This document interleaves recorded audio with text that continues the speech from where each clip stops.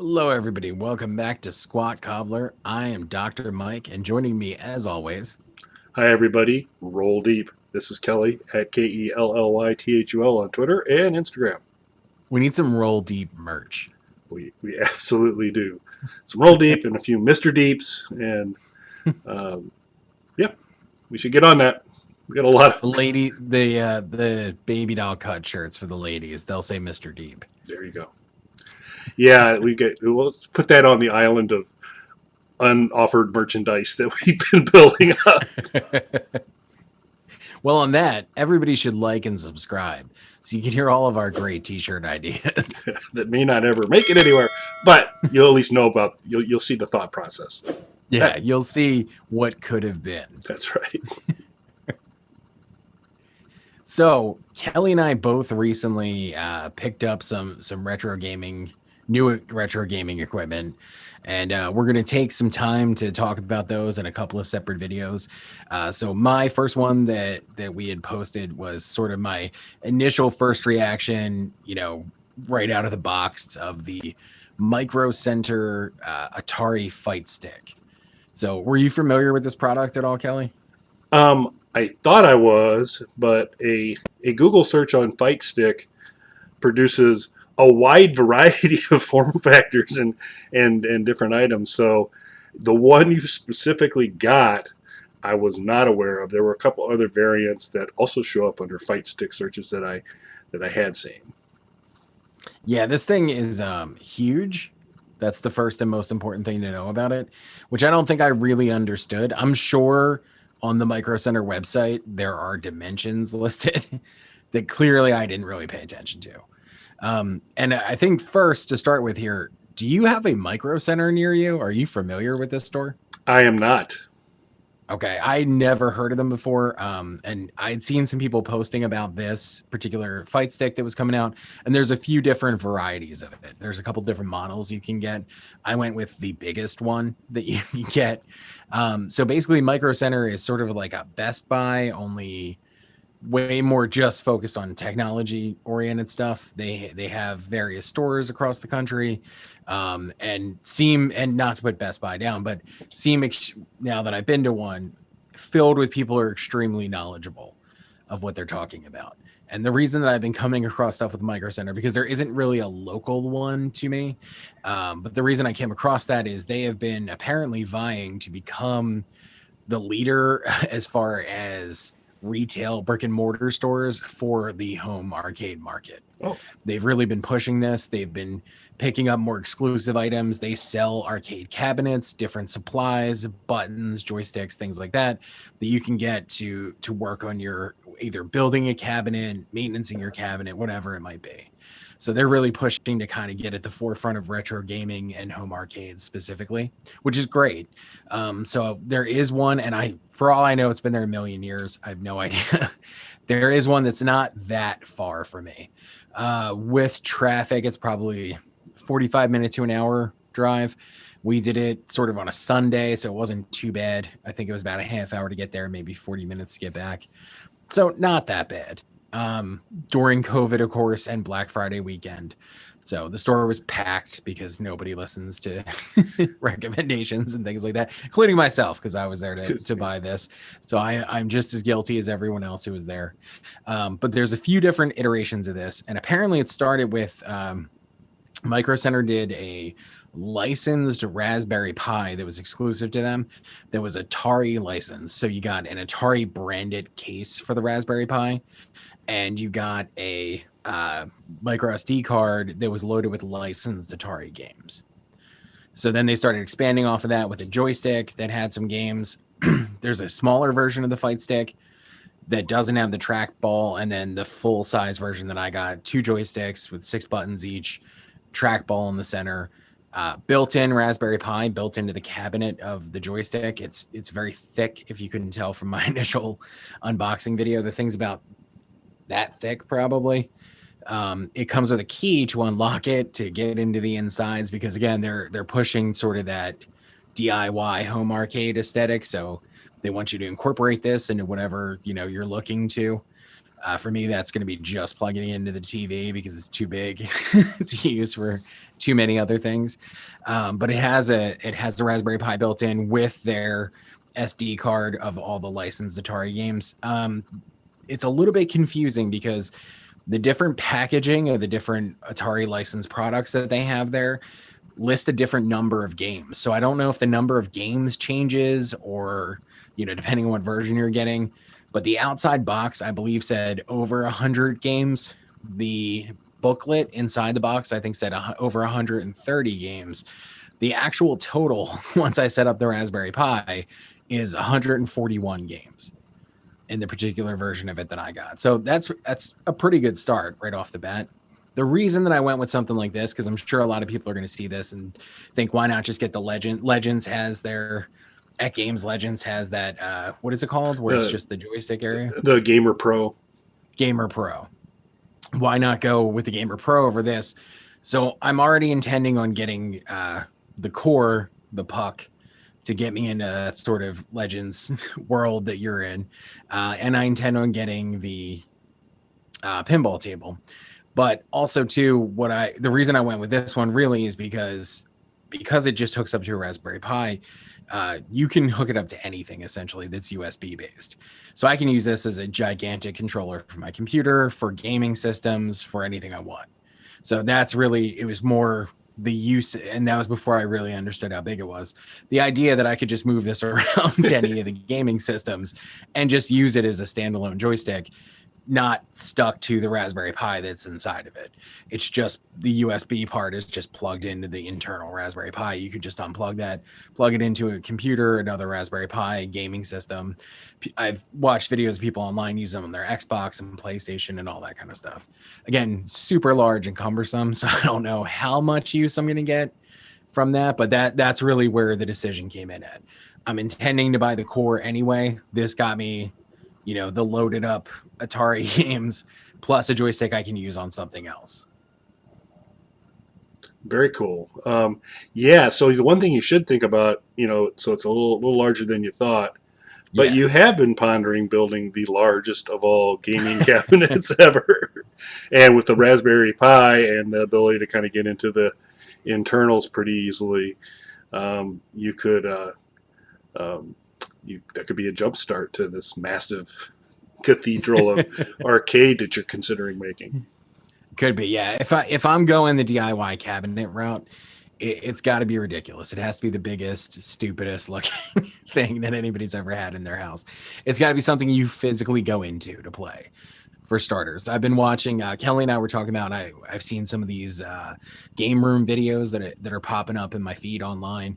Ridiculous stuff. Some people have amazing collections and these insane elaborate game rooms, including people who have giant custom units with a Raspberry Pi or some sort of single board computer in there with thousands of ROMs on it and just massive systems and things like that. Bigger. I want to go bigger. Ridiculously large for this thing. Yeah, that could be. I look forward to seeing your progress on that. So what's been your favorite as far as the on-board games? Any surprises there or any kind of little treasures? Or you're like, oh, I didn't know this. I was surprised to see this on there, or just what you've enjoyed playing? Well, so that's one of the things that's interesting. Like I said, there's some conflicting, and again, maybe it's because the different versions just have a different number of built-in games. But I couldn't really get a clear game list prior to getting on this. And even on the reviews online, the only thing they really mention is that some games repeat, and that is true. I don't mind that though. What it is for some of them, you might get the arcade version and the 2600 home port, things like that. I really don't mind that because especially in those early days, it's not like those games were that similar. They were essentially different games based on, because the technology to port it over from the arcade to a 2600 wasn't really there the way you can port an arcade game over to a modern generation gaming system. So they're fairly different games, the ones that do repeat. What was, I think, most interesting, I was really curious because what was the last iteration? 7800 prior to the Lynx and Jaguar? I think so on the number stuff. Yeah, I believe it was 7800. I was most interested in getting into the 7800 because I'd recently picked up an Evercade, which is a cartridge-based portable system, and the Evercade uses cartridge. Each cartridge has built-in ROMs and then a bunch of games from a particular developer. With the ROMs are with the I'm sorry, it has multiple emulators, then ROMs from a particular gaming company that match those emulators built into the cartridge. So you're just playing it like a cartridge game, but it might have 10, 15 games on it in each cartridge. One of the Atari cartridges I got had some 7800 games, which I never played before, and became really interested in these games because they're bizarre.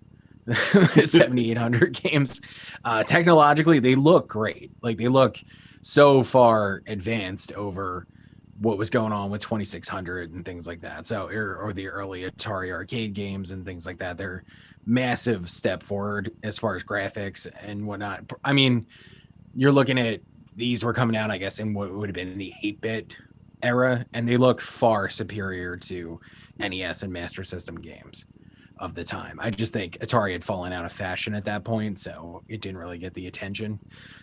So I discovered through that Ninja Golf, which has become a favorite game of mine. So having that, and again, of course, I can add the ROMs legally to anything to anything and play it on, but to have it already built into this gigantic joystick that I can play Ninja Golf on whatever ready to go is always fun. It also has Basket Brawl. And I remember a friend of mine had Atari Lynx, and I remember playing the Lynx version of Basket Brawl, but I never played the original 7800 version. Super fun. So I've spent most of the time playing that. Yeah, and I can't remember because there were so many titles. Whether that was the one that was Bill Lambier's basketball, or whether there was a separate basketball version that involved fighting that was sponsored Yeah, by this Bill is this. Lambier. I mean, at least this doesn't have any specific tie into a player. Okay. Yeah, If there were a player to be tied into basketball, Bill Lambier would have been an excellent choice, and he obviously was chosen somewhere in this universe. So that's very very cool. so yeah, Basket Brawl has been the big discovery for me on this. And like I said, I played the Lynx version, but really sitting down and playing the 7800 version, one of my favorite Atari games already. Made it near the top of the pile there. And it's running off of a RetroPie build. So you can easily add more games just to the existing Raspberry Pi that's in there and memory card that's in there without having to swap out memory cards. But you could just do your own build on a separate memory card, swap that out. There's also plenty of space inside that box still, so you could just throw another Raspberry Pi in there too and basically have unlimited supply of games on that. And of course, it is just a USB controller, so I intend on trying this out with the core when I get it and my various other consoles and things like that as well. Yeah, I think it'll be real interesting to see the combo of it and the core, because the gaming board layout is a mirror image of the 1.0 at Games Legends control deck. So it's joystick, 6 buttons, trackball in the center, 2 player. So it should work great. Yeah, and that was one of the things I was thinking with it too. The only thing, again, just I don't know that this is going to be, a selling point or a detraction for some people. It's really big, and I need to stress that because I underestimated that. It is larger than the standard arcade control console. So just something to keep in mind. So that was a little, not just in terms of the floor footprint that it's going to take up for you, but the first couple games that I was playing, I just wasn't used to having my hands so far in front of me, if that makes sense. Mm-hmm. Just because it is so much deeper than a regular arcade joystick console. So you're kind of like resting on it in a way that's a little bit different than what I'm used to. Very minor quibble. I got used to it pretty quickly. It wasn't, but it just threw me off getting into it. I would say the other interesting thing is going to some of those really early Atari arcade games that are on there, and then later iterations of similar types of games. So you get the first like Atari football and basketball and things like that. The earliest Atari arcade football is basically a step or two above Pong, where you get like a striped layout that represents the field, and the players are just X's and O's that you move to different spots, up to, you know, later iterations that look like, you know, a more standard, you know, not obviously not modern day, but the standard football games and basketball games we're used to seeing, and things like basketball, from actual X's and O's on top of squares that you're moving around. Yeah, there's some the early Atari games, which at the time seemed amazing. Right. You know, And that's the thing, like the black and white X's and O's square thing for football must have been incredible. at one As, point you in know, time, the first football game people were seeing. Excellent. You mind sharing kind of what price point people would need to kind of expect if they're going to look into getting one of these? So again, multiple iterations, so the price points are all over the place. I went Black Friday weekend, so I got the Black Friday price for it, which was significantly less than the regular one. So I got the full size, the Ultimate Edition package, which comes with the Raspberry Pi, comes with all the 141 built-in games, the joystick and everything. I think it was around 140 or 150 for that, for everything. That is not the normal price, though. The normal price will set you back, I believe, a little over 200 for that. Yeah. Very cool. But again, there are, you know, smaller versions that don't have the trackball. You can get them without the Raspberry Pi and built-in games, or you can just get the Raspberry Pi bundle, which just comes with controllers, like regular, you know, handheld controllers, and the Raspberry Pi branded with the Atari logo on it and everything. So Excellent, and I look forward to potentially this controller's future in the biggest arcade of all time. So, yeah, I don't think I'm going to be competing with these YouTube videos I've been seeing as far as the overall gaming situation here.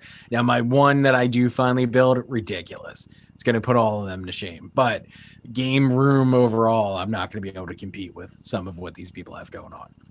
but you know what you haven't seen in any of those videos so far? Western photo booth. You know, we've discussed this before.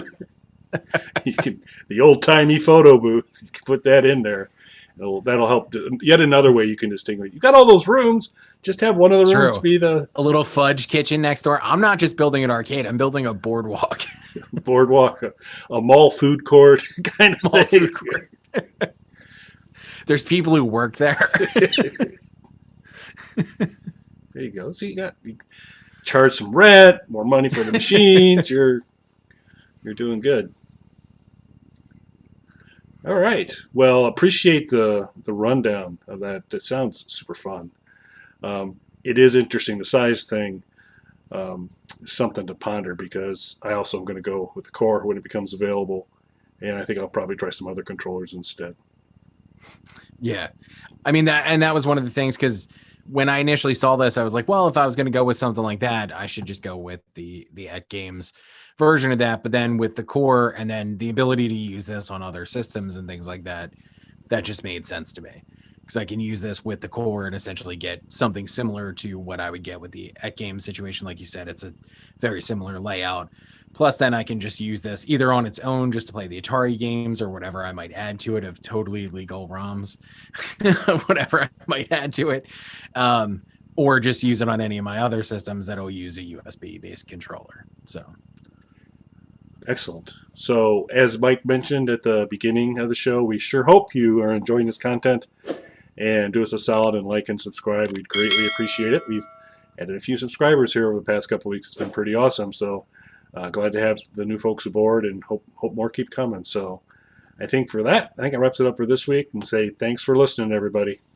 Thanks, everybody.